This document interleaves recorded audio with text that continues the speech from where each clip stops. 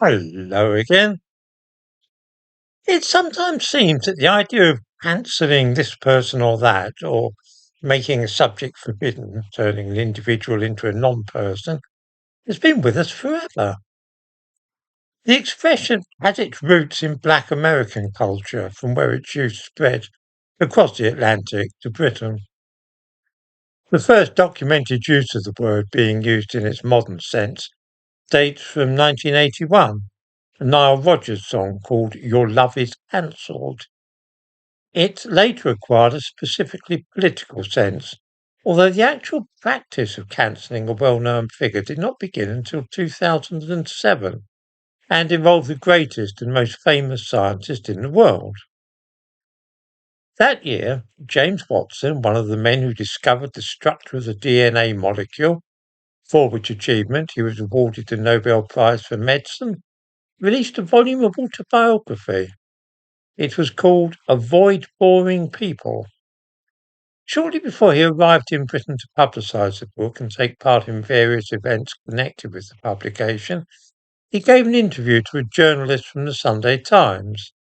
In it, he said that he was inherently gloomy about the prospect of Africa, as who is not?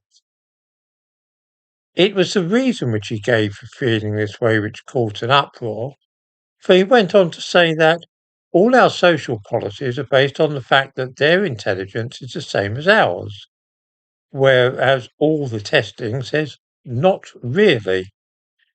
This was no more than a statement of plain fact, of course. All our social policies are indeed based upon the idea that the intelligence of black and white people is identical, and every time that this hypothesis is tested objectively, all the indications are that it is not so. He ended by remarking that although he would like it to be true that intelligence was equally distributed, people who have to deal with black employees find this is not true. Now, you might have thought that when the most famous scientist in the world, a Nobel Prize winning molecular biologist and geneticist, discoverer of the structure of DNA, and former head of the Human Genome Project, expresses such a view, people might pause for a moment and think a little about what he has said.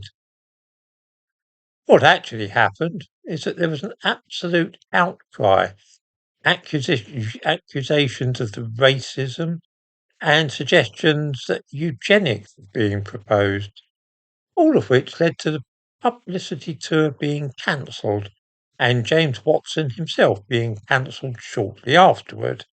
He has since become a pariah. This was all very curious, for when the greatest geneticist in the world expresses a view about genetics which offends modern views, all that can be done is to denounce him and try to prevent anybody being exposed to his views.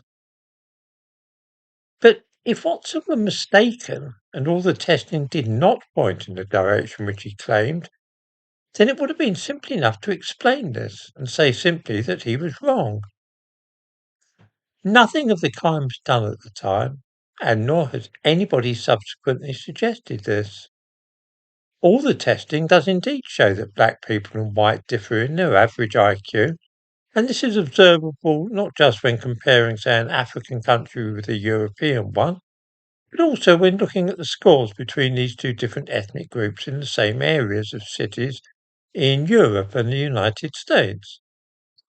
There may be debate about the reasons for this disparity, but that it exists is indisputable. James Watson himself has never been in any doubt about the reason. When asked in 2019 if he regretted what he had said 12 years earlier, or if his views had changed, he replied, "No, not at all. There's a difference in the average between blacks and whites on IQ tests. I would say the difference is genetic." And here we have the crux of the matter.